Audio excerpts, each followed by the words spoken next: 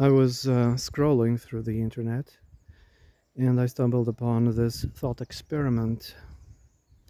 The hypothesis was imagine that we would reduce the state of being into two categories. One category was a state of fear, and the other category a state of compassion. Let us imagine how the world would be. How would people react? The ones who fall into the category of compassion, for instance. People in that category would be a lot more happy, I would say. They would be actually skeptical. The ones who are in the side of compassion, because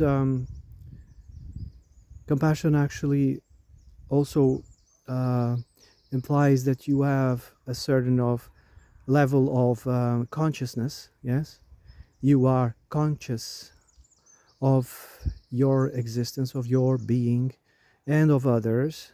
You are sentient, so to speak, and to be able to participate in compassion, I suppose you are a very aware person, someone who is awake, who understands, you know, directly, who understands easily, who is capable of reading the room, so to speak. It requires a certain level of, I mean, you could say empathy, but I mean, even wild animals have empathy. I mean, compassion is a more human thing, So compassion,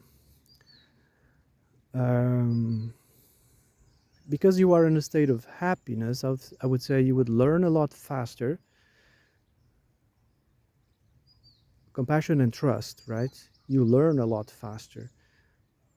You feel, of course, with love, you are in a state of love, but you must also remember that there's the polarization of love, which is also part of compassion.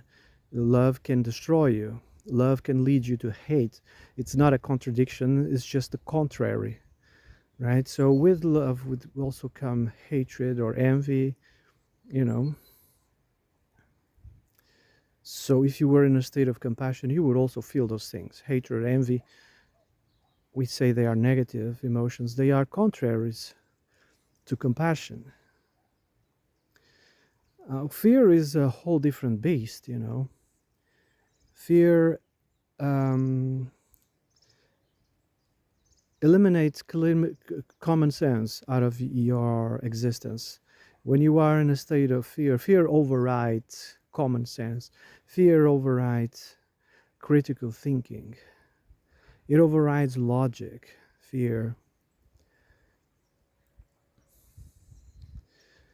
The contrary, of fears, anxieties, stress, um,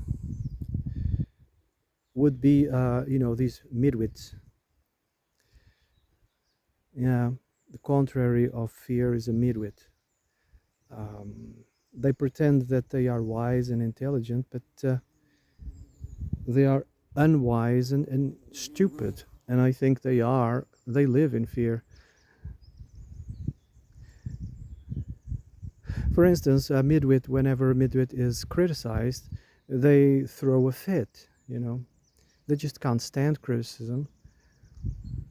Criticism, you take it on the jaw, you take it on the chin, and you move on.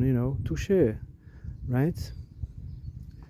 But the midwits, they can't accept it.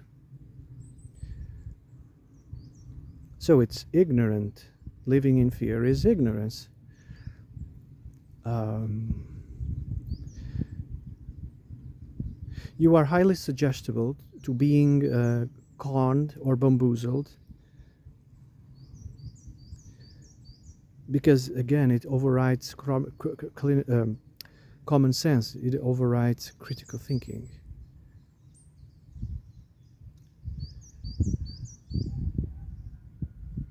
Quite curious fear. A lot of people don't see it. I heard someone saying that fear as a odor. You can smell it.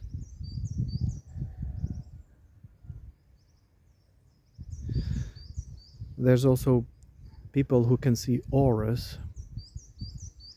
They can see auras. They can read a person without even talking to them. I heard someone saying they could see auras. They could see the rotten soul inside a body. A soul that's been tortured by fear, by this high intensity fear. You are torturing the soul, and also the torture could be also physical. People suffering from chronic pain who are crippled in a bed or something. The soul, the spiritual, is in constant conflict with that which is not spiritual. So there's always this polarization.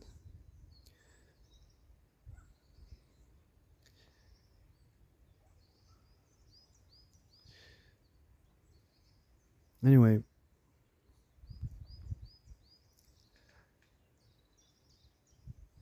fear could be also insecurities.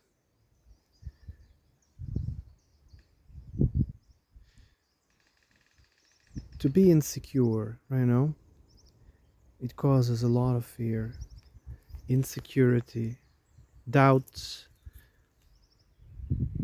being constantly uncomfortable. Um,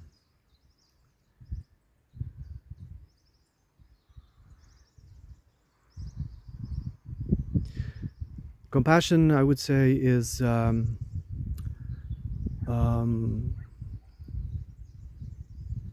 compassion is wisdom. Compassion is someone who's confident. Fear is the opposite, not the contrary, not the contradictory. I would say the contrary of someone that is confident is someone who's in fear. Um, anyway, I don't know. Tell me what you guys think. Have a nice day.